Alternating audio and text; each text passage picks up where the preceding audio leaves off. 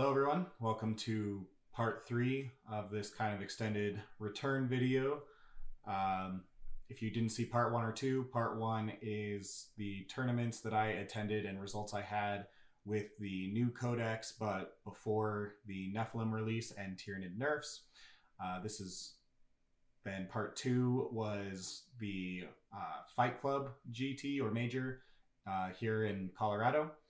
And now this is part 3, where I'll be going over my event at the Salt Lake Open Major, which was a 9-round event. We had 6 rounds followed by a top cut and then Sunday RTT for those who did not make the top cut. I ended up bringing the exact same list that I brought the week previously to the Denver Major. And for those who haven't watched that part, it was a double patrol of Behemoth. And I was running Swarmlord, a Flyrant with Reaper of Obliterax, 2 squads of Tyrant Guard to protect both of them, as well as a Tervigon with 20 Gaunts to protect it. That way my list only has 3 monsters, and all 3 of them are protected from being shot turn 1. And then I have the adaptive trait of natural camouflage, so all of my infantry get an additional +1 to their save for being in cover. So those Tyrant Guard are going to have a 0-up save against ranged attacks. And all the Gaunts have a 3-up, and Power Armor Gaunts is pretty fun. And then kind of the core backbone of the list that does all the damage is 2 giant 9-man Bricks of Warriors, which in Behemoth can just get disgusting with hitting on 2s, rerolling, exploding 6s, +1 to wound. It gets a lot of fun. It is an all-combat army, though. The only ones who have guns are the Warriors, with just a few Venom Cannons in there to match with all the Death Spitters.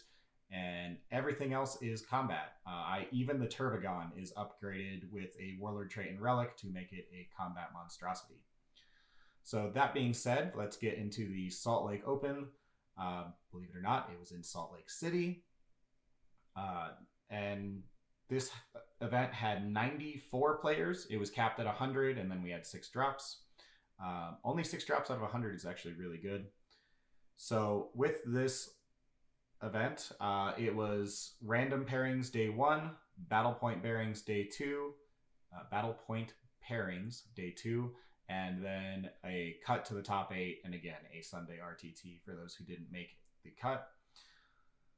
So round 1, I played against Chance, who was running some Custodes. This is Chance Clayton, and he was running Shadow Keepers, which actually is pretty terrifying for me, because the benefits that Shadow Keepers get are you are -1 attack if you are in engagement range with them, and my entire army is melee, as I said. So losing 1 attack is huge. And basically, he was running nothing but sword and board guys, just infantry. He had 25 of just the standard shield guards. And then 2 squads of bikes and 3 banners. So basically this list is, he has a squad of 5 guys sit on a back objective, another squad of 5 guys sit on another objective, and then a giant squad of 10 sword and shield guys sit on the center objective with Trajan, with his basically the champion equivalent, the guy that's really good, having 3 different fight profiles and gets benefits against characters. And he had a Fight Last Warlord trait relic, something. He had something that let him have a bubble of Fight Last. And in addition to that, his 6-inch heroic really came into play this game. Basically, it was park 10 guys on the center, most of them in cover. So you're rocking a 1-up save base plus the 1 for cover with the shields. And yeah, he's doing the same thing I am. He has a 0-up save against shooting. However, he also has a 1-up save against combat and makes me lose an attack. Really good combo against my army. And basically, he got first turn. We were playing, what mission were we playing? Secure Missing Artifacts. So this event basically started at mission 33 and worked backwards. It did the opposite thing as LVO. Since it was 9 rounds, we got to play all 9 missions. So yeah, we started with mission 33, Secure Missing Artifacts. I took Cranial Feasting, Psychic Interrogation, and Banners. And those are the 3 powers that if I can take, I want to take every game. And his list, Custodians don't really have a lot of sergeants, but he did happen to have a ton of characters. He had, like I said, he had Trajan, he had the champion, and he had 3 banners. These banners give him light cover, -1 to hit, and +1 attack. And they all just basically, all 5 characters sit in the center of a little bubble created by a giant 10-man sword and board squad. That again just parks itself on the middle, and heroics 6 with the fight last guy to make you fight last, and then Trajan probably eats you is kind of how his list plays. It's really good. He also took raise the banners, no prisoners, because I do give up 15 for no prisoners in my list, and stand vigil. I don't quite remember what stand vigil is for Custodes, but I believe it's just sitting on objectives. Oh, it's control half or more objectives at the end of the turn. It's stranglehold basically, but it's control half or more of the no man's land objectives, and this was just a 5 objective mission. So as long as he held 2 of the no man's land out of the 3, he got 3 points at the end of his turn. Pretty easy for him to do that. Also, for those who don't know, my list starts with 0 CP, and yeah, that's definitely the downside of my list.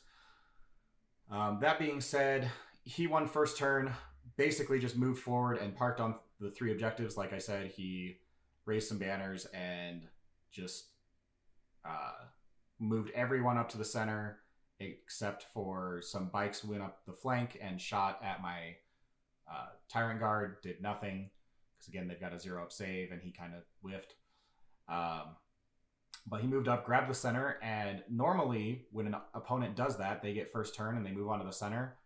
I pounce. My entire army jumps on them. Everyone has range because I do the imperative from the Tervigon to get +2 movement turn 1, and then my entire army can just jump on you and I just obliterate you. However, against him, having again the 10 guys in the center, being able to heroic 6 with the champion to make me fight last, even if I did charge him. And then Trajan is also right there to heroic, and the Blade Guards themselves get +1 attack and do a ton of damage.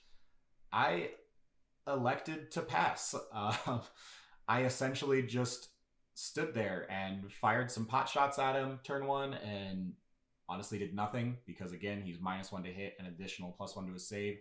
So he still has a 2 up save against my Death Spitters and a 3 up save against my Venom Cannons. So I think I killed a guy. Really did nothing, and that was really unfortunate, because that meant on his turn he scored 15 primary, 3 for precious artifacts, which we both got almost every turn,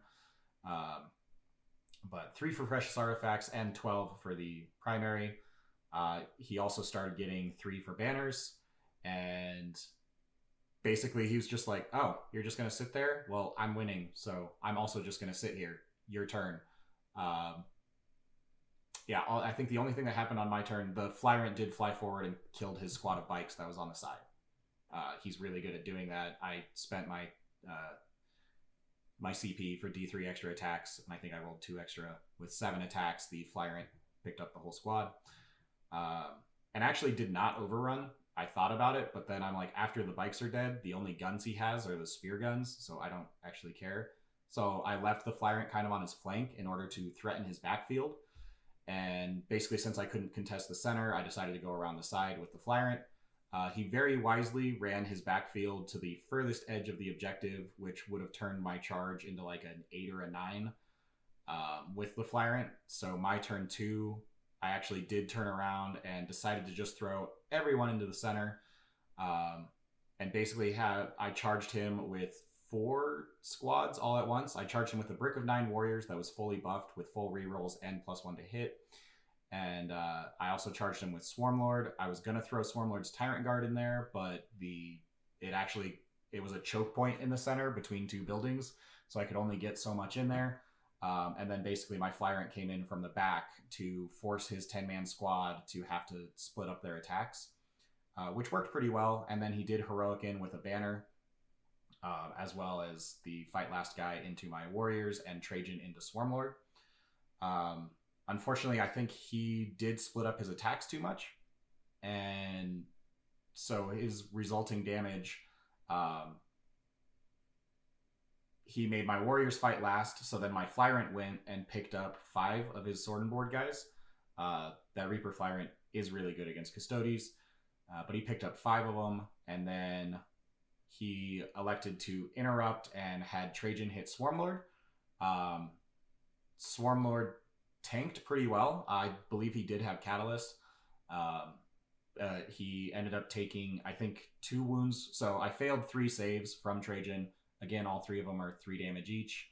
I ignored the first failed save, so I took 6. And I think I had Catalyst because I remember taking 5, where I was left with 8 wounds left, and I did not degrade. Or maybe I took the full 6. I don't think Swarmlord degrades at 7 out of 13. So Swarmlord did not degrade, but 2 hits did definitely go through. And then basically the warriors, then we went alternating, and all of his blade guys attacked my warriors. I think he killed 4 of them. And then my warriors went in, and he had a 3-up save, and each one that went through did 2 damage. I killed, I think, another 3, leaving him with only 2 guys left in his big 10-man squad. And then Swarmlord hit Trajan and put him all the way down to 1 wound. So close to finishing him off. I think because of Trajan's Feel No Pain, I got several hits through his invuln. He rolled really bad on his invuln, but then he rolled really well on his Feel No Pain and lived with 1 wound left. At which point it was his turn, and he had his Blade Master come in to help fight Swarmlord. He had another squad of Blade sword and board guys finish up the remaining 4 warriors. And his banners and another squad charged into my Flyrant. And basically we just ended up with this massive melee scrum in the middle, which honestly is exactly where I want to be. My Flyrant actually lived, I think, with 1 wound left, and Swarmlord lived, killed Trajan. The warriors Tyrant Guard ended up charging into his champion, put him down to 1 wound. So this turned into the game of 1 wound characters just everywhere. And honestly, it was a lot of fun, but because of this, he ended up holding the center for turns 2 and 3. So he got a max 12 plus the 3 for precious artifacts. So 15 primary turn 2 and 3. And then I finally broke through, and I got 15 primary turn 4 and 5. And he was whittled down to only 8 and 4, whereas I had 8 and 8 on turns 2 and 3 because I had my 2 and he just didn't come into my half of the table. So because of that, at the end of the game, I had 45 primary to his 45 primary. So it all came down to secondaries, where I did get 15 on Cranial Feasting, killing Trajan and a banner and rolling the CP turn 2 to get 9 points, and then killing 2 more banners or the banner and a champion turn 3 and 4 in order to max Cranial Feasting. I did successfully get Psychic Interrogation off every single turn. He did have 1 squad of sisters, but he had them protecting his backfield, so they were well outside of deny range. So because of that, I got Psychic Interrogation off every single turn for 15. And I also took banners, at which I got 2 points turn 2, 3, and 4, and then 6 points at the end game. I raised a 3rd banner turn 4, so I scored it turn 5 twice. And then his secondaries, he got 9 on banners, only 6 on no prisoners. I lost those original warriors, and then I lost some gaunts, and I kind of held on with everything else. And then his stand vigil, he got turn 1, but then because we were scrapping in the middle and fighting back and forth, he actually did not get stand vigil again until he got it turn 1 and turn 2, but he didn't get it for the rest of the game because I broke through turn 3. So final score was 97 to 76. So Tyranid victory against Custodes. I do have to say, Chance has only been playing the game for 4 months. Phenomenal player for only playing for 4 months. So huge props to him. I loved his Custodes list. It was a very refreshing, different take on Custodes than what I've seen. And again, the -1 attack was huge against me. round 2, I'm going up against Harlequins. This is a pretty standard light Harlequin list, except I guess it doesn't have the Void Weavers. The shooting guys, honestly, they got so nerfed. I'm not surprised they're not in here. But he was running light Harlequins. This is Jacob, who actually is only 17, still in high school, and really glad that he made it out to the event. We love seeing younger players in the hobby and always encourage that. Jacob, absolutely, for only being 17, he knew everything about the game, didn't miss any rules anywhere. He knew about my army. So, yeah, huge props to him. And his light Harlequins put up a huge fight. This is mission 32, Death and Zeal, encouraging a lot of aggressive play. Now, his list is basically just mass boats and mass characters, and fusion pistols in all of his troop squads. So, fairly standard in my book. But essentially, turn 1, his secondaries, he took Deadly Performance, Behind Enemy Lines, and Warp Ritual. This game was really funny because he took Warp Ritual and I took Psychic Interrogation, and we both had two. He had 2 Psychers to my 5. But we both took Psychic secondaries, and then I also took Cranial Feasting and Banners. As I said, if I can take those 3, I do. But this game, he won the roll for first turn and basically threw away 2 squads of just 2 bikes. I don't even think they had upgrades, so I think they're literally just in his list to get behind enemy lines, and that's what they did. Turn 1, they flew forward, made a 8-inch charge, both of them, and scored some points on behind enemy lines. However, they charged into the Hormagaunts, and the Hormagaunts fought in death and killed the entire 2-man bike squad. So he actually only got 2 points instead of the 4, which he was not expecting. But yeah, then honestly, I basically just pounced forward. He actually played pretty passive aside from those 2 bike squads. He held everything back out of line of sight behind a building, waiting for me to come forward, and then he could jump on me, which I do think was the right call, because if he'd come forward, my entire army, as I said, would have just jumped on him and killed him. And instead, he waited to do the same to me. So because of that, my turn 2, I ended up scoring 12 primary. I moved forward turn 1. He still played relatively passive and tried to chip away at the edges. But because of that, I still got 12 primary turn 2, where he's only getting 4. And then turn 3, he also only got 4 primary, but I got 8. And we started really fighting over the middle, and he even started winning, where he's getting 8 on primary turn 3 or turn 4 and 5, and I also got 8 turn 4 and 5 because we're just trading the center back and forth. He's making a lot of 4-up invulns. His troops are everywhere. They're actually stealing my backfield objective more than they are the center objective, because my whole army's in the center, and he's got the speed to go around and not engage. And with that, he played flawlessly. Huge props to him. I'm really excited to see what he does in the future, but secondary wise, I did end up scoring 15 on Psychic Interrogation, and he scored 12 on Ritual. For some reason in this game, neither one of us rolled a single power above a 7, and neither one of us ever denied a single power. It was just the weirdest Psychic game I ever saw. But it was a lot of fun. We both got off every single power, and again, we never rolled above a 7, but it was funny. So he got 12 for Ritual, I got 15 for Interrogate, I got 10 on Banners, and he got 14 on Behind Enemy Lines. And then Deadly Performance, he got 15 to my 12 on Cranial Feasting. So he actually did beat me on secondaries, with him getting, 42 and me getting 37. So he beat me by 5 on the secondaries. However, I did beat him by 10 on the primaries. I maxed out my primary and he only got 35. So because of that, final score was 92 to 87. And yeah, Tyrant victory there, but very well fought game by Jacob. And again, would love to see what he does in the future. Really excited for him in the hobby. Round 3 was then obviously mission 31, Tide of Conviction. Now this is I believe this is the hold 2, hold 3.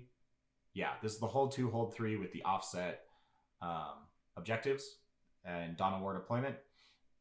And I am playing my friend and teammate Tom Cohen that I drove up with. And Tom is playing his Imperial Knights, which he has just been sweeping the floor with lately, going basically 5-1 or 6-0 at every single tournament he's gone to with this list. Just really killy House Raven, 2 big errants, and I think 8 or 9 Armiger Warglaive combos. And yeah, it's a really solid list with just ridiculous firepower. It's insane, and it's durable because Mechanicum has some extra wounds. For this game, I took Banners, Bring It Down because he's Imperial Knights, and Psychic Interrogation. As I said, instead of Cranial Feasting, I took Bring It Down, but otherwise I am taking very similar secondaries every game. Tom took Yield No Ground, a really good Knight secondary one where basically just don't fall back and keep me out of your deployment zone at the end of your turn. No Prisoners, because again, I give up 15 on that. And Renew the Oaths, which is do an action in the center of the board. And if you do it with just like an Armiger, you get 3 points. If you do it with a Big Knight, you get 4. And if that Big Knight is a character, then you get 5. So essentially, his strategy is normally have an Armiger just run forward and push the button like turn 1 and 2. And then he probably has you tabled turn 4. And turn 5, his Big Knight just pushes the button. And that at least gives him 11 points. And if he tables you quicker, then the Big Knight can push the button a turn sooner and gets him the full 15. It's a really solid strategy. Knights actually have pretty decent secondaries. So with this game, Tom did win the turn for... actually, no, did I win first turn? I did. I won first turn. However, I did very little. Basically, I just popped the +2 movement. I advanced my entire army, took full control of the board, and basically just gave Tom the one corner that he kind of hard deployed in. Again, it was Dawn of War deployment, but he hard deployed all to one side. So I just flooded the board with my entire army, grabbing terrain everywhere I could, because again, my second adaptive trait is an additional +1 save and cover. And I basically put everyone in cover on objectives, and I did throw the Flyrant forward to try and kill an Armiger and then overrun back. However, because again, my list starts with 0 CP, if I want to overrun back, that means that I have to kill you without any stratagem support. So I threw him forward, just went for an Armiger, nothing too crazy. I mean, in the last game, and against the Custodes, this Flyrant picked up an entire squad of bikes and like 5 Custodes guys in one hit without much CP support. So I was hoping I could kill an Armiger. However, Tom did spend 2 CP, +1 to his save, and another one for Transhuman in order to keep him alive and prevent me from overrunning. And it worked. The Armiger survived with 1 wound left, preventing me from overrunning. And so my Flyrant is just standing there in the midst of his Imperial Knight army. Sucks to be him. So sure enough, Tom's turn 2. Obviously, the Flyrant just gets blown to smithereens. I kind of honestly screwed up anyways, and I think if I'd overrun, I didn't leave a space for him. I kind of screwed up, but didn't matter. He didn't kill the guy, and then he got blown up anyways.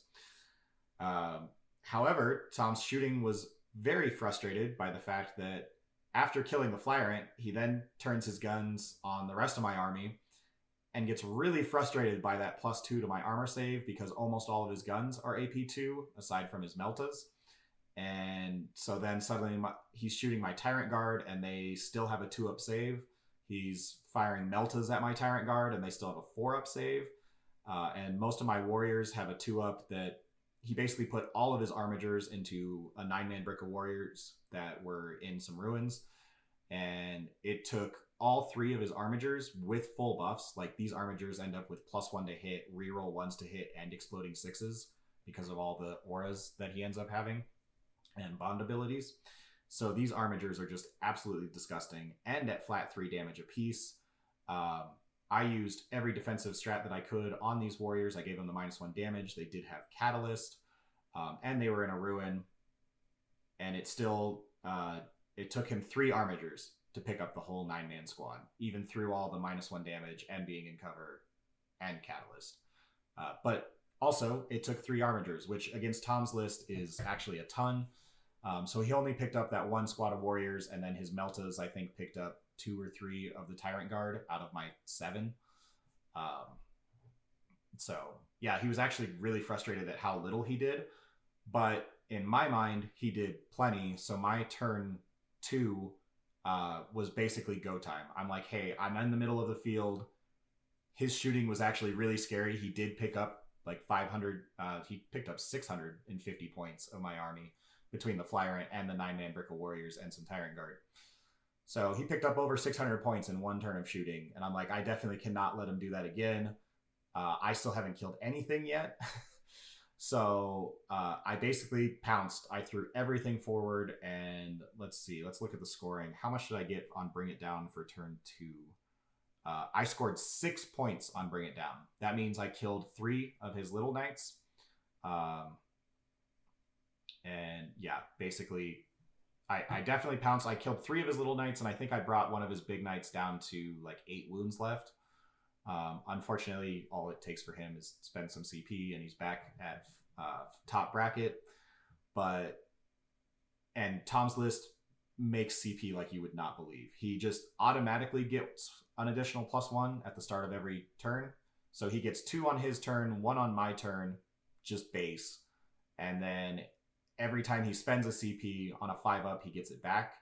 And apparently you can stack those. It doesn't count because it's just gain an additional CP at the start of your turn. It doesn't actually count against regaining CP. So yeah, Tom's list just pumps out CP, and he's never short on it. And yeah, but the flip side of this game is I jumped on him. I did a ton of damage. I did enough that it made it where he couldn't hit me quite as hard as he wanted to. His turn 2 was devastating. I think he killed probably another 800 points. He killed my Tervigon. He killed all the Gaunts. He killed quite a few, I think half of my other warrior squad. And I think Swarmlord was fine because I still had the Tyrant Guard, but he might have picked up the rest of the Tyrant Guard. He killed a lot. It was like 600 or 700 more points. At the end of turn 2, he is down to a big knight with 8 wounds left, a armiger with 1 wound left, and then 1 big knight at full wounds, and then 3 warglaive armigers still at full in the back. And I'm down to like half a warrior squad, Swarmlord, and a few stragglers of Gaunts and everything else. But I have board control. He's still been trapped in the corner of his field this entire time. So his turn 2, he scored 4 primary. His turn 3 and 4, he scored 0 on primary. Meanwhile, I'm scoring 14 because I get 2 for overrun every single turn. In addition to round 3 and 4, I got a 12. Round 5, I got a 12. I was somehow still alive. I was basically tabled, but Tom's turn 3 actually completely whiffed. I think that was the first time he shot his armigers because I'd killed all of his Melta at this point. So all he had left were armigers, and he shot them into the Tyrant Guard and found out that they still had a 2-up save against his armigers, and he killed 1 between all 3 armigers. Yeah, he was definitely really frustrated on that because he did 0 damage turn 3, and because of that, I'm still just stealing objectives, and his whole strategy was, I'm not going to go for points, you're in my face, I'm just going to totally kill you, and then I'm going to max score turn 4 and 5. But because he did nothing turn 3, that plan completely backfired, and he got 0 points turn 4.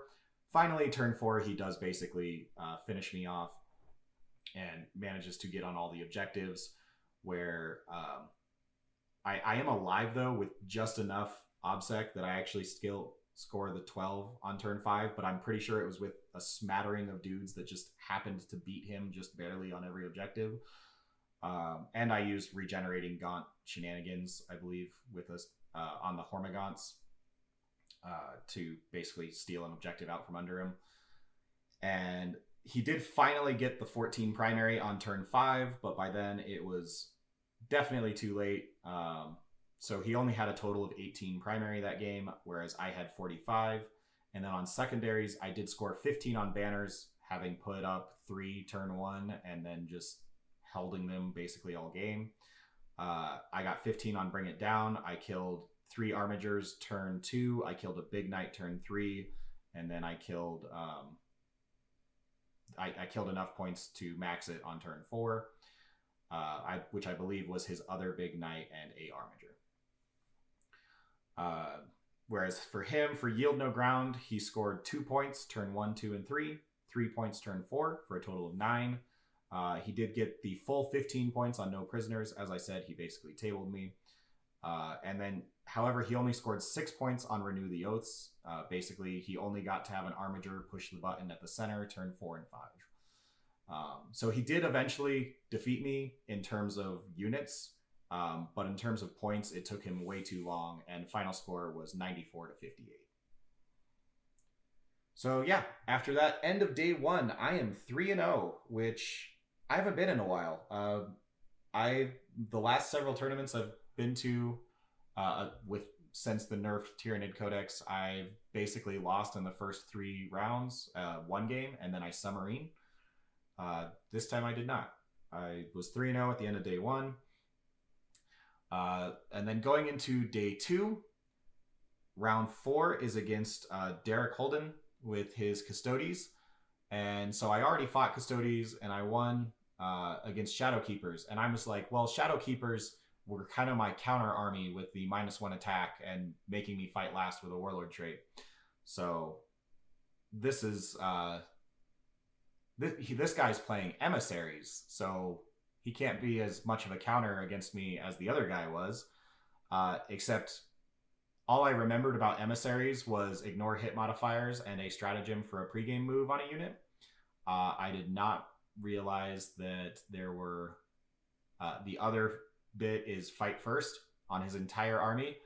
And basically this game came down to he had fight first and CP, and I did not, and I was an entirely melee army.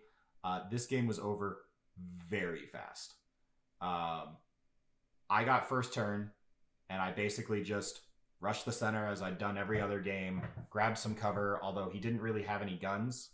I mean, I say that. He had 2 squads of bikes, and he had some missiles on his dreadnoughts. But compared to that Imperial Knight army that I just fought, he had almost no guns. So I basically rushed the center, grabbed a bunch of cover, protected everyone, threw up a bunch of banners. Again, I took Interrogate, raised the banners, and I couldn't take Cranial Feasting as much as I wanted to. He only had 2 characters in this list. He had Trajan and a bike captain. So I couldn't take Cranial Feasting because there's no sergeants and there's only 2 characters. So instead I took Engage, which turned out to be a mistake because at the end of the game I had 0 points on Engage. Cranial Feasting, I might have at least gotten 3 or 6.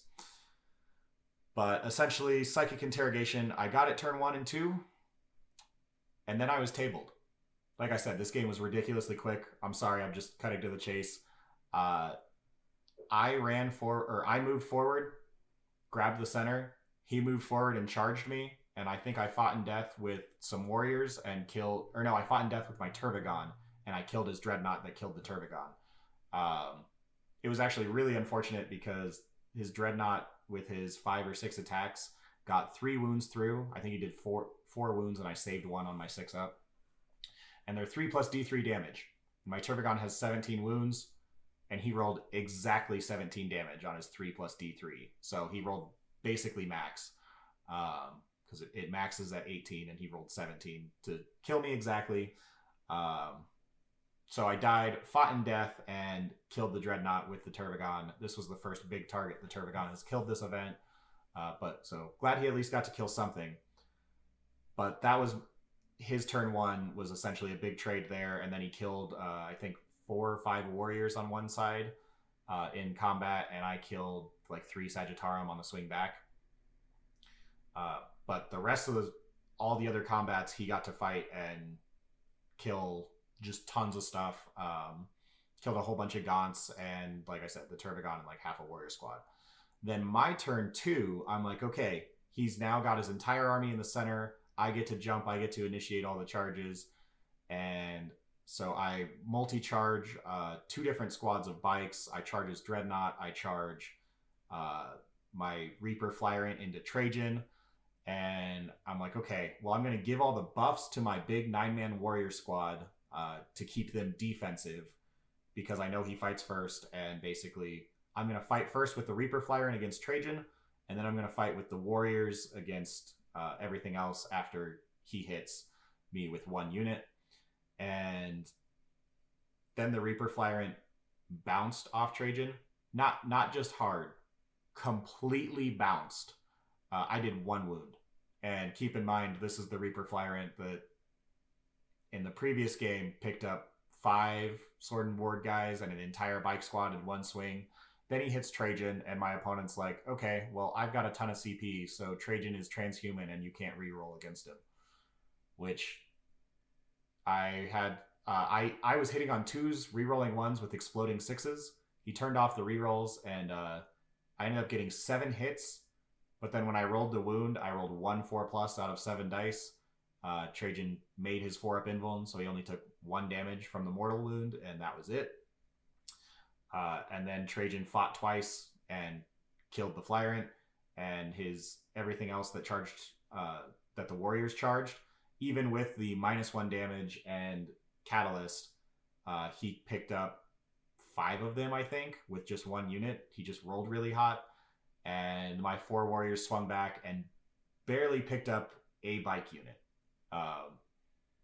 And then it was his turn 2, and I'm now out of CP because I just did -1 damage, and I'd fought in death the turn before. His turn 2, he comes at me, and I can't fight in death anymore, and he just picks up my entire army. I think I was literally left with Swarmlord, my Neurothrope, and like 6 Hormagaunts. Everything else died.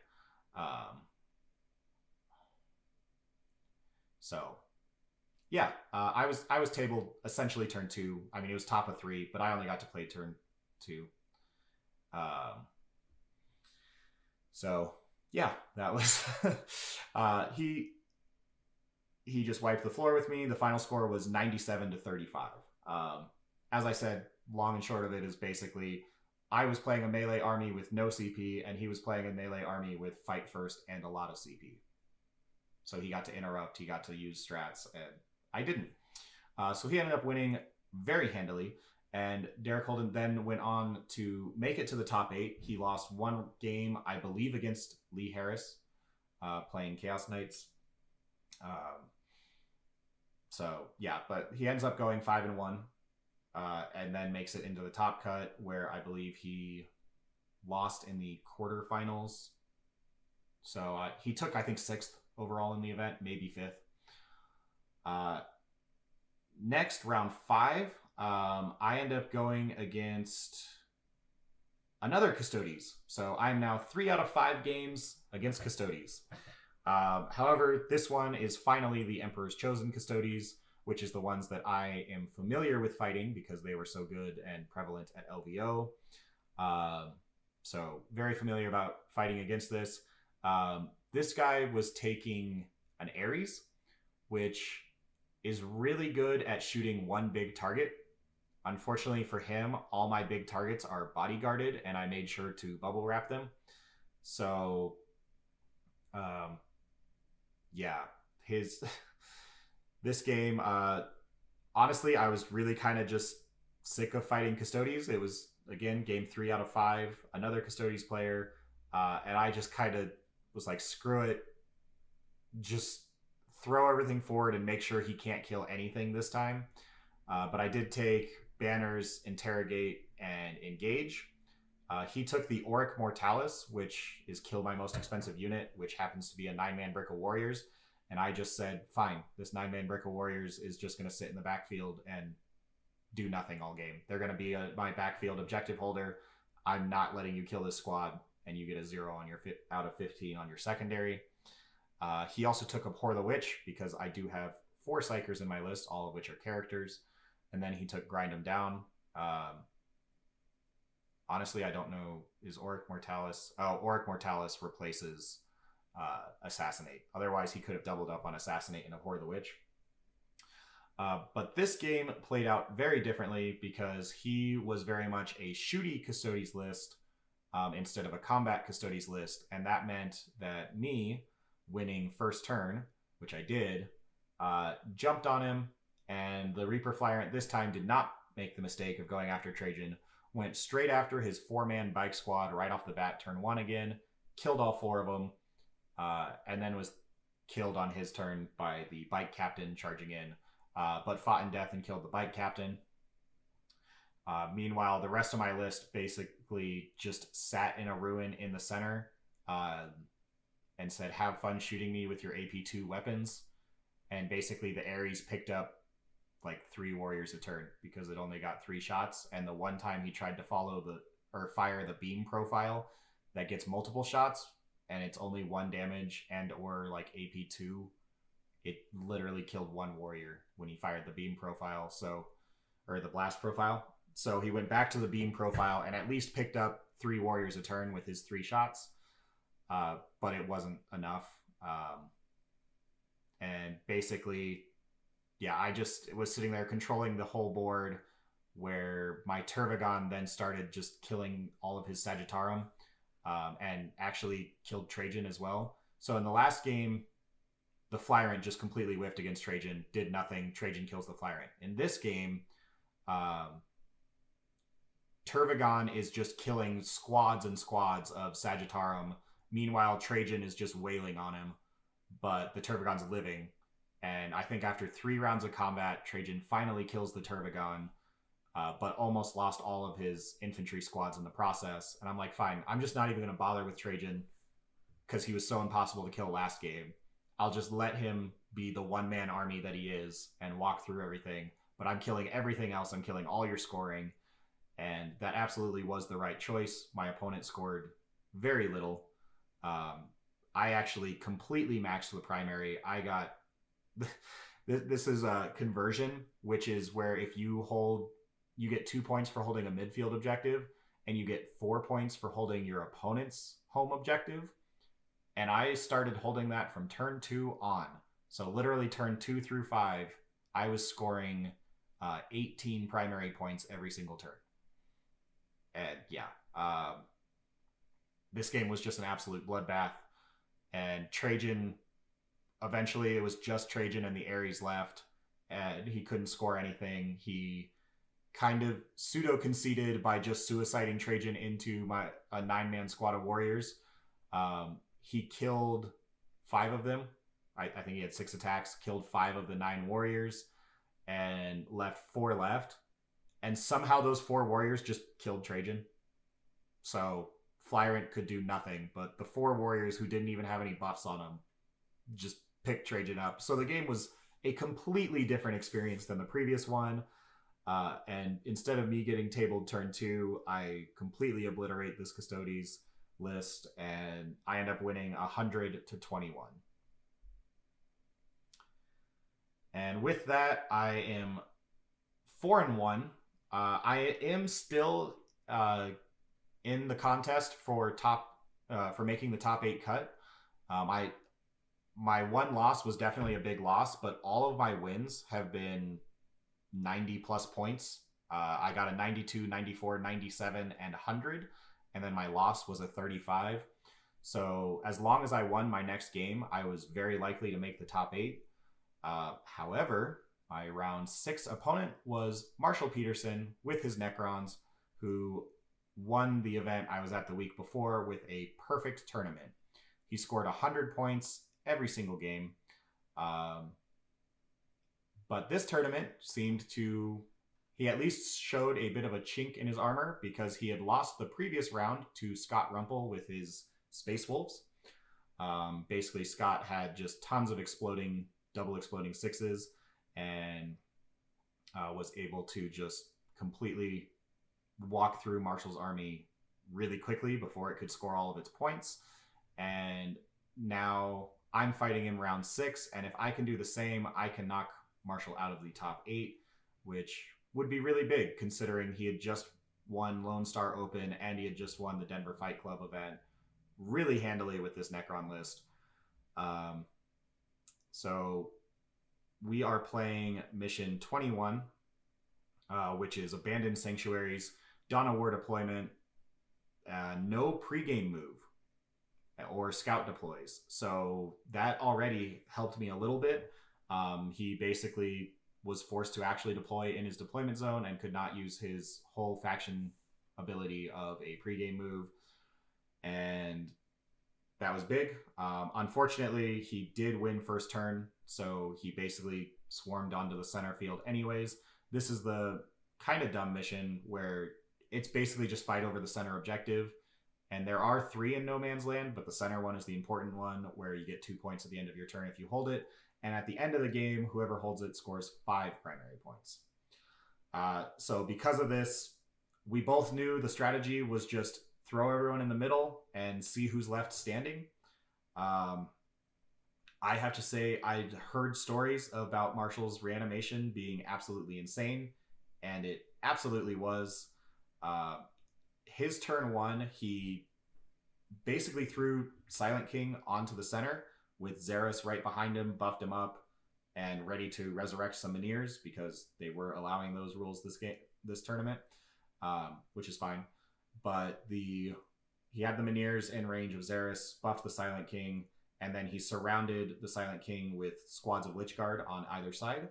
And he had all of his destroyers still waiting in the flanks to basically be a countercharge unit. So my turn, I'm like, fine, you put Silent King in the middle. I'm going to go for it. And my warriors fired everything they could into the Lich Guard, managed to smite. I actually smited the Lich Guard quite a bit, killed like 5 of them. And at least he doesn't get to reanimate those. But I had, I think, 3 smites and a psychic screen, killed 5 Lich Guard. And then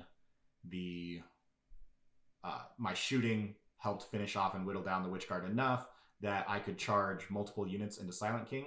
So my turn 1, I charged a 9-man brick of warriors, fully buffed up, on top of Swarmlord and my Tervigon, all charged into the Silent King. I had to multi-charge his 2 squads of Lich Guard as well in order to get everyone in. And then my Reaper Flyrant and other squad of warriors. Reaper Flyrant charged a 6-man squad of destroyers, and my 9 warriors charged a 3-man squad of destroyers. He got to make me fight last, elected to fight first. He made all of my he made all 3 guys that were in base with Silent King. They all end up having to fight last. And then I fought first with the Reaper Flyrant, who picked up all 6 of the Ophidian destroyers that he was in combat with. Scorpec destroyers, but killed all 6 of them. And then he interrupted with his 3 destroyers against my warriors over on the other side. Managed to kill 4 of them. And then he got to nominate the Silent King to go first and killed 4 warriors out of my center squad. But now it's my turn to pick a unit, and I decide to pick my Tervigon, who's in combat with his Lich Guard. I kill like 6 of them, and then he reanimated all 6. 12 out of 12 5-ups. He just did it. Then it was his turn, and his Lich Guard attacked my Swarmlord. Did, I think, 5 wounds to him. He was still fine with 8 wounds left. Then I activated my 5 warriors into the Silent King. Finished off the Silent King. I fired all my guns into Silent King originally. Picked up both Miniers and brought him down. I degraded him once. Whatever breakpoint that is. I think he had 8 wounds left. And the 5 warriors, again, fully buffed up. So +1 to hit, re-rolling hits, and +1 to wound.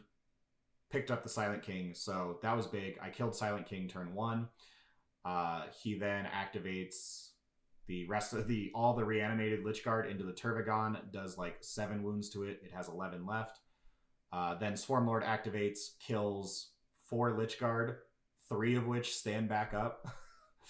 And again, these are on 5-ups. He rolled 6 out of 8 5-ups. And then thankfully the warriors, my 5 warriors on the flank, fought into the 3 destroyers and killed the whole squad, so he couldn't reanimate.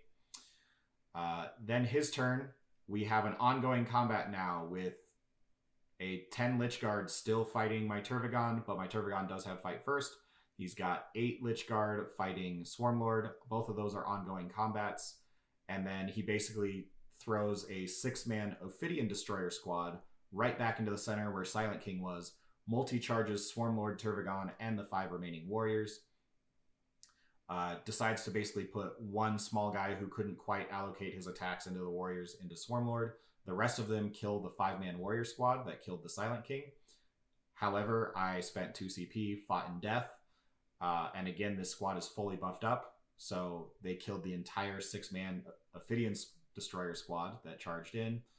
Then I activated the Tervigon, killed 4 more Lich Guard, 3 of which stood back up.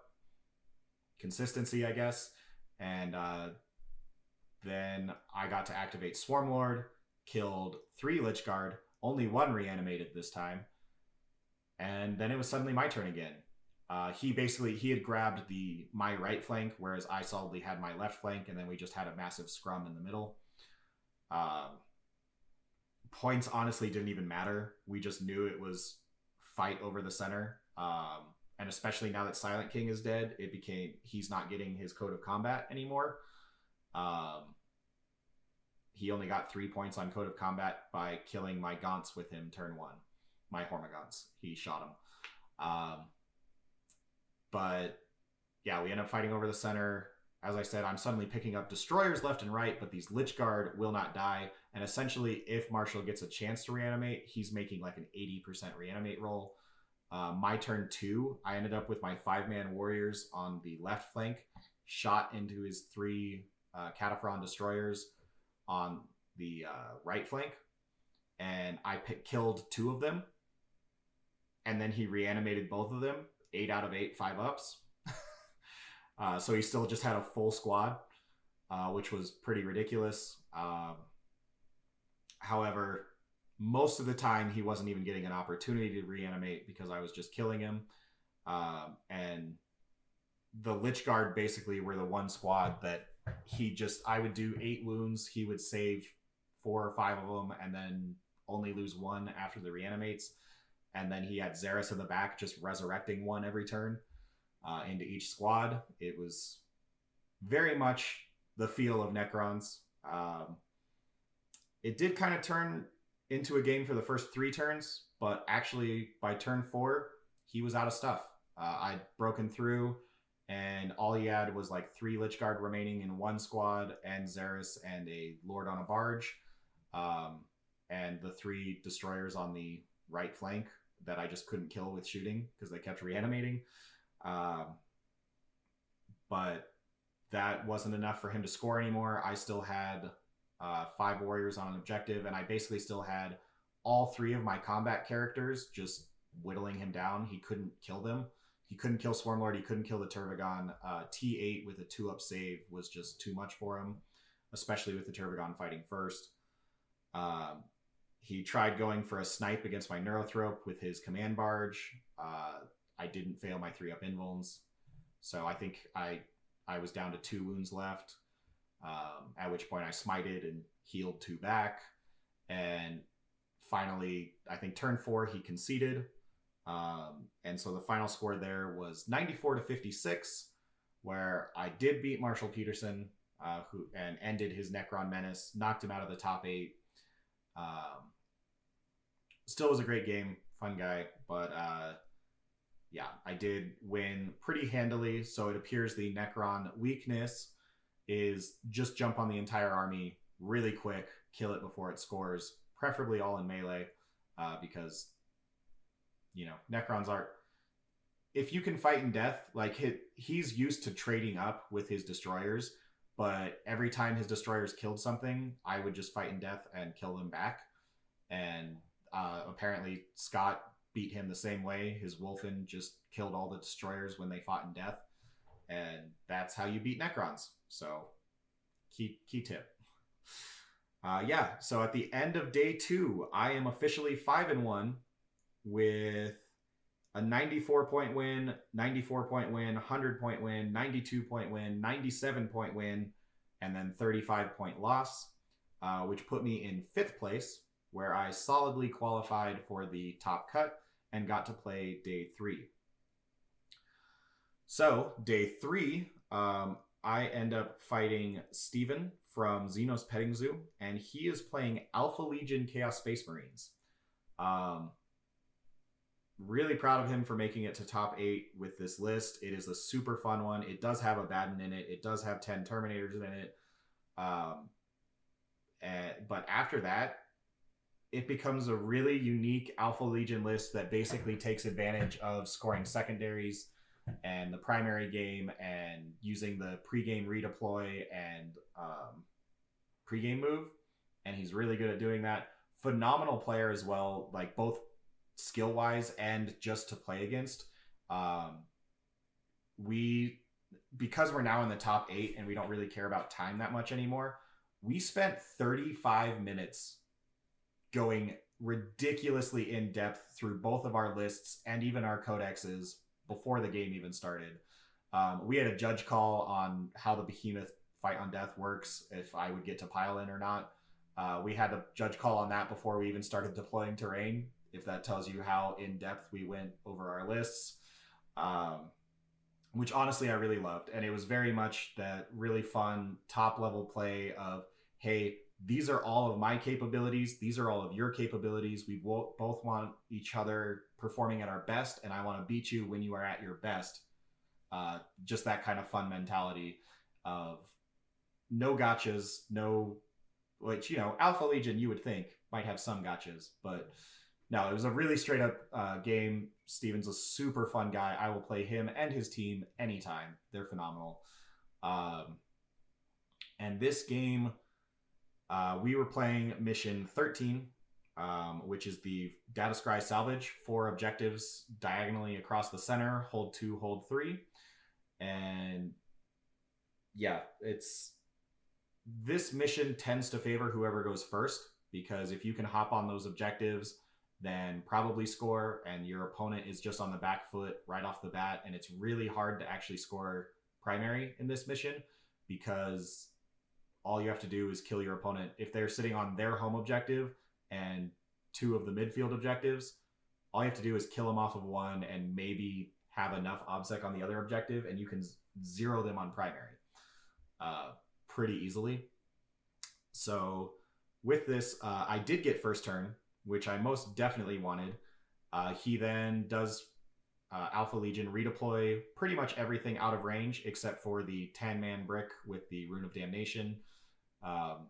Basically is the only thing that he left in charge range as kind of like bait. Hey, come get me, because there's both my ridiculous Demon Prince and Abaddon right behind it to countercharge you, and you're not going to kill that whole squad. At which point I said, bet, and I'm going to go for it. And my Reaper Flyrant went forward, made the 6-inch charge into the Terminators after smiting them, rolling boxcars, rolling the 6 to do 6 mortal wounds to his Terminator brick right off the bat. I also did 2 to myself with the perils. Then charging in, spending my 1 CP, saying, screw it, I'm not going to kill your whole squad anyways, so I don't need my CP for overrun. We're just doing maximum damage here. And spent my CP for D3 extra attacks, rolled the 6 again, so now I have 8 attacks, hitting on 2s, re-rolling. I did give him the +1 to wound psychic power, so 8 attacks, hitting on 2s, re-rolling, wounding on 2s, because he's strength 12 with +1 to wound, so your -1 to wound does nothing. So yeah, 8 attacks, 2s re-rolling, a die, ends up getting all 8 wounds, picks up the entire squad. He ends up saving, he saves 2 out of the 8, so he has 2 guys left, and then he takes the 8 mortal wounds that he can't have a feel no pain against, and the squad's gone. So unfortunately I'm out of CP. If I'd rolled a 6 for Cranial Feasting, I would have gotten a CP to then overrun to just really twist the nail in there, but I did not, which is fine. I traded next turn Abaddon and the Demon Prince absolutely obliterated the Flyrant, but I'd already killed the entire 10-man Terminator squad before he even had a turn, which was huge because that meant he couldn't get the defensive buffs up on it, and he also couldn't resurrect. Like if I'd left a couple guys there, he did have the Master of Possession to start resurrecting them, and that could have snowballed really quick because if he's resurrecting these Terminators and giving the defensive buffs where I just can't kill them anymore, by turn 5 he might have 7 of them again and basically be back to full strength. However, thankfully, luck was just ridiculously on my side, rolled perfect, and picked up the entire squad turn 1, which was huge.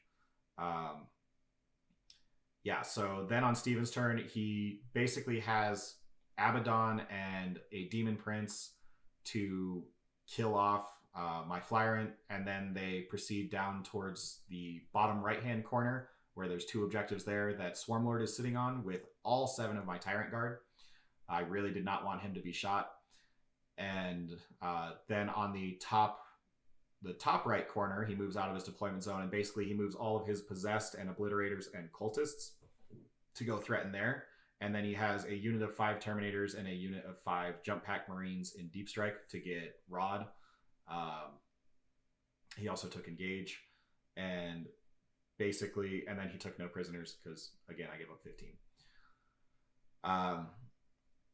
Yeah, so he has Possessed, Obliterators, and Cultists going after the top left flank where I have all of my Gaunts and the Tervigon.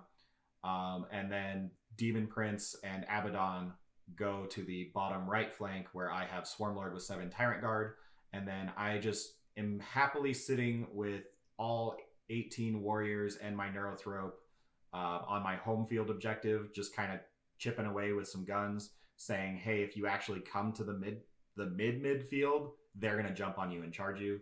And I was kind of waiting for his reserves to see where he ended up putting them for Knockmoon, because 5 Terminators is actually no joke at all. If he put that somewhere that I left lightly defended, I would be in serious trouble. So my turn 2, I actually did nothing. I already had all 4 center objectives and my deployment zone.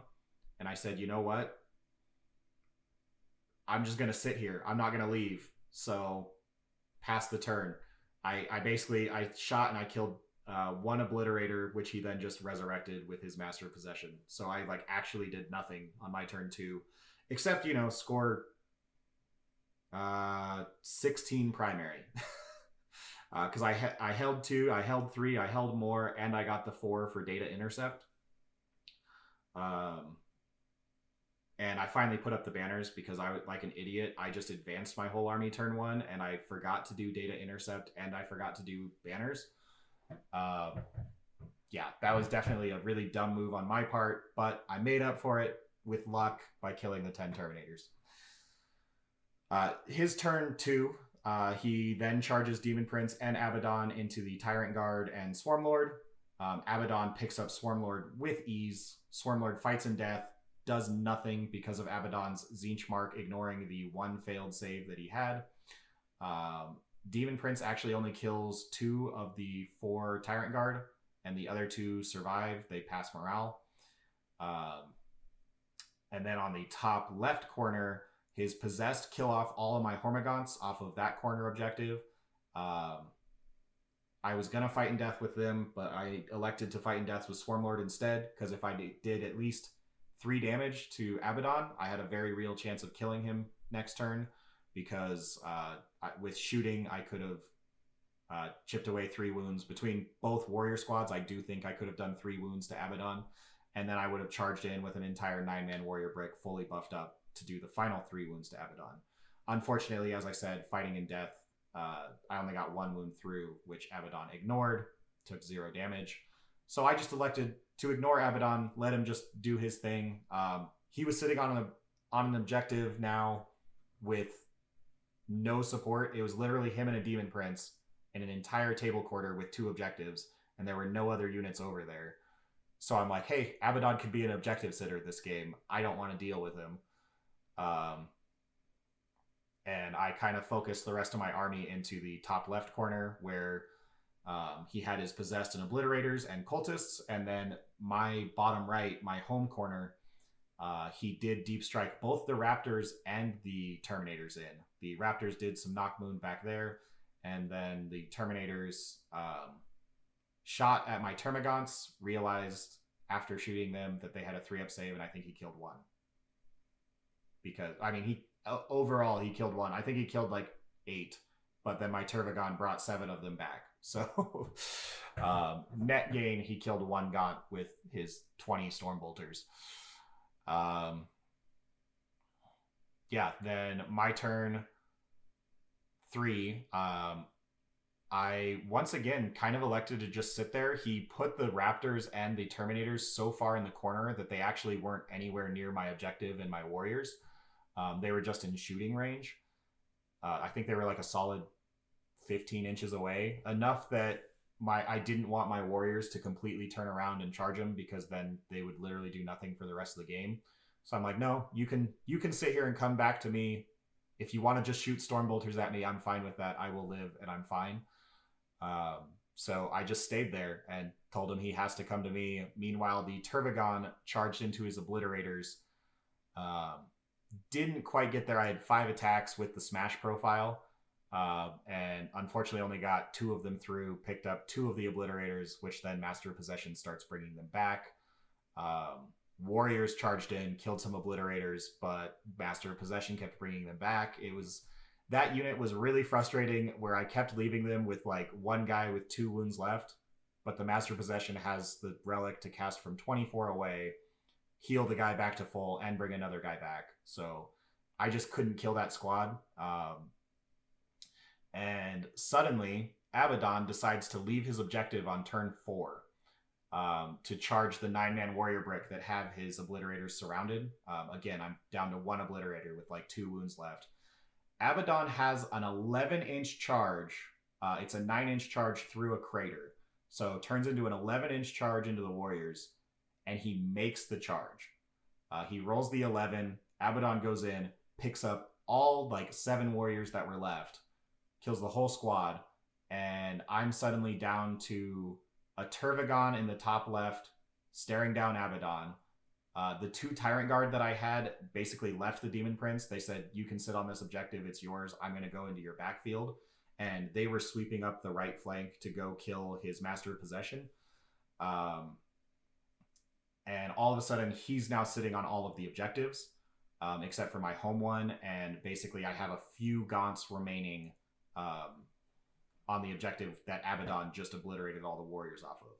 So my turn 4, I only score a 4 on primary, and he was able to kill me off of everything else. He also has Cypher in the list, very Alpha Legion. He had Cypher in the list, which was just there to deny me my CP. Basically, turn 1, he hops off the board, and then he sat off until turn 4. Yeah, and he was there just to deny me CP and cranial feasting points. But turn 4, he finally comes in, shoots the remainder of my Gaunts off the top left objective, and making it where I score 0 primary turn 5. And he completely swings the game, where he scores 4 primary turn 3, 8 turn 4, 12 turn 5, plus 2 for data intercept on turn 2, for a total of 26 primary. I scored 16 primary turn 2, 10 turn 3, and 4 turn 4, for a total of 30 primary to his 26. In secondaries, for Raise the Banners, I got 1 point turn 2, because again, I only remembered to raise 1 banner. 3 on turn 3, 2 on turn 4, 1 on turn 5. And then for Psychic Interrogation, basically I got it turn 1 against Cypher, because he was outside of, I could interrogate him from safely outside of deny range. And then the rest of the game, he had a Demon Prince right next to Abaddon, and I couldn't interrogate one of them without him getting a deny. And he stopped me consistently with that deny, using CP to re-roll it or do the 4-up deny because of Khorne. So I only got it 1 other time on turn 4. So I got 6 on Psychic Interrogation. Meanwhile, because Abaddon made that giant charge to pick up all 7 warriors, he maxed no prisoners. He scored only 4 on knock wound, because he got it in my table quarter and then the bottom right corner. He actually never did it in his home corner or the top left. The cultists were always in combat, or I mean, he did those 2 quarters first, and then by turn 3 and 4, he had no infantry left, other than the 5-man Terminator brick, which was in the wrong corner.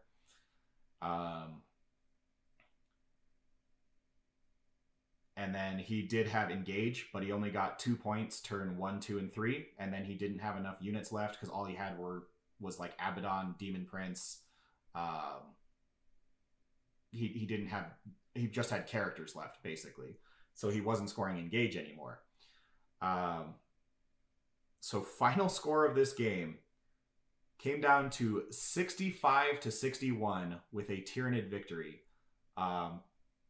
Ridiculously close. To give you a feel, I finally scored my last point of Cranial Feasting when my Tervigon and Tyrant Guard both charged into his Master of Possession, killed him, rolled the 4+ to get the CP, and get 6 Cranial Feasting points on the top of 5. And when I got that, his Cypher rolled, and on a 4-up, he denies me that CP, which also denies me 3 victory points. He rolled a 3. So I had to roll a 4-up, and then he had to not roll a 4-up in order for me to get 3 points. And then in addition to that, he attempted Knockmoon data with Cypher turn 5. If he rolled a 1 on that, he would have gotten the Knockmoon and we would have tied. And if he had denied my CP, he would have won. That's how close that game was. And all because Abaddon made an 11-inch charge is what eventually made it really, really close. But yeah, super fun game. Probably my favorite of the whole weekend. Again, Steven's a great guy. So finally, that means I'm now in the semifinals. And I'm going against Lee Harris with his Chaos Knights. He is running one big knight, not the Abominant, but the other, like Rant. I'm sorry, I don't know Chaos Knights at all. It's one of the specific Chaos Knight models. He has the 2-shot, ridiculously high damage gun. And basically, I'm looking at this list. It's just the 1 knight and then 11 war dogs. However, I'm thinking I'm fine because I already beat Tom's Imperial Knights and they have way better shooting. And I'm fine being in combat because his armigers aren't -1 damage like Tom's are. He can make one of them with a straddle. But as long as I'm charging like 3 a turn, I'm probably killing at least 2 of them. And most of his guns are AP2 1 damage with the occasional Melt-A-Gun thrown in there. And then obviously the giant big shotgun, but that only has 2 shots. And as long as I'm bodyguard protected, I don't care at all. And if I'm not bodyguard protected, I spend 1 CP to transhuman and probably don't die. So yeah, unfortunately, we are playing Mission 12, Tear Down the Icons. This is Hammer and Anvil. Or no, this is Diagonal Deployment with these extra primary being Drop Some Bombs. And he wins first turn, which was definitely unfortunate for me because he's fast enough, as Imperial Knights are as well. He's fast enough to get the angles on me, so I knew hiding behind terrain wasn't going to work. So I parked everyone in terrain to have the additional cover save and really rely on just the fact that AP2 doesn't hurt me. And it worked pretty well. Basically, what ended up happening was he fired everything into my army and he killed 3 Tyrant Guard. And he killed 3 Tyrant Guard and 5 Gaunts. Actually, a big key thing was I'd put my Gaunts behind the ruin, out of line of sight, everything else in the ruin. He advanced one Warglaive to get a bead on the Hormagaunts, or the Termagants. And if he killed 6 of them, then his entire army could shoot my Tervigon and it would 100% be dead. But he had to advance to get an angle on the Gaunts, which meant he was hitting on 4s with no rerolls, and he only had 12 shots. So the odds of him doing that were just under 50%. So he does advance. He fires his 12 shots. He gets his 6 hits. He rolls 2 1s to wound. Realizes that the CP reroll doesn't save him. So, yeah, he just only kills 4 or 5 Gaunts. He can't kill 6, so my Tervigon cannot be seen. My Tervigon is safe turn 1. And so all he ends up killing is 3 Tyrant Guard. And honestly, he's pretty frustrated by that, but he did play really smart where he didn't leave his deployment zone hardly at all. The only models that left his deployment zone was that Armiger advancing to get an angle and a Warglaive that he ran towards the center objective to grab the center.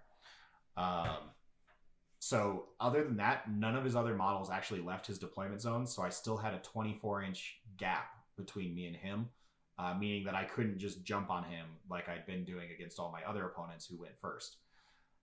Which was definitely really good for him because that meant my turn 1, I basically kind of, my Hormagaunts went after the Armiger that was in the center. My Tervigon went after the Armiger that advanced to get a bead on the Gaunts. And then my Flyrant advanced. I popped the Tervigon's Synaptic Imperative turn 1. I literally think I did that every single game. So my Flyrant advanced, went 23 inches to go charge 1 Warglaive in his deployment zone. Meanwhile, the Gaunts are going after the center and the Tervigon's going after the flank. Flyrant ends up having a 5-inch charge, makes it, kills the Armiger, overruns back behind safety with the remaining Tyrant Guard. The Hormagaunts fail their charge, CP reroll it, it's a 6-inch charge, they make it, kill the Armiger in the center. I did fully buff them. I gave them +1 to wound and +1 to hit, reroll hits. So that's how they were able to kill an Armiger. And then the Tervigon had a 6-inch charge into the Warglaive on the bottom, and unfortunately failed the charge, failed that 6-inch charge, which could not be rerolled because the Hormagaunts had already used the reroll. And because of that, I lost out on engage, and I also lost out on, killing an Armiger turn 1, which would have been huge because then that Armiger, it had killed 4 Gaunts. And then turn 2, it kills that 5th Gaunt, gets its offering accepted, and it is the Slaanesh one that suddenly has a 6-inch bubble of -1 attack, in addition to being -1 to hit, -1 to wound in combat. Now, -1 to hit, -1 to wound in combat would have been fine for the Tervigon because it has full rerolls, and it would have been hitting on 4s, rerolling, wounding on 2s, rerolling. Every one that goes through is D3 plus 3 damage. It still would have killed it. Unfortunately, his turn, my Tervigon's now just standing there in front of his entire knight army, gets obliterated instantly. Actually, 1 Armiger shot it, and I failed 4 out of 5 3-ups because I was in dense terrain as well. So I had a 3-up against the Armiger save, failed 4 out of 5 of them, died. Which was definitely unfortunate. And then the rest of his shooting just kind of took big chunks out of my warriors, even though they were in cover. He didn't even bother going after the Tyrant Guard after how little he did turn 1, which meant my Flyrant and Swarmlord were left alive. But the downside is my warriors got chewed up to the point where on my turn 2, I charged, killed another Armiger with Tyrant Guard and shooting, and then they charged the Slaanesh Armiger, forgetting that it was the Slaanesh one that made me -1 attack, -1 to hit, -1 to wound. And he popped the strat for -1 damage. And suddenly my 6 warriors punching his Warglaive, even though I'm like hitting on 3s, re-rolling, wounding on 2s, re-rolling with my +1 to wound, it suddenly turned into hitting on 4s, re-rolling, wounding on 3s, 1 less attack per guy. And they're only doing 1 damage each. And his Armiger has 14 wounds. So I did, I think, 6 to it. It had 8 wounds left. And then it punched back and killed 4 warriors because it had its claw, which is 3 plus D3 damage. So even with Feel No Pain, the warriors were just dropping every attack. And yeah, honestly, that kind of turned it into game because he also deep struck a Warglaive in my backfield, and Swarmlord had to go turn around to kill it to save my Neurothrope, who had 1 wound left after it punched him. Thankfully, Swarmlord also smited it to get the Neurothrope to heal a couple wounds, so it didn't die when he auto-exploded, which was very lucky. The Neurothrope was kind of pivotal to my whole game plan. That's why it's in the back and has all the important powers.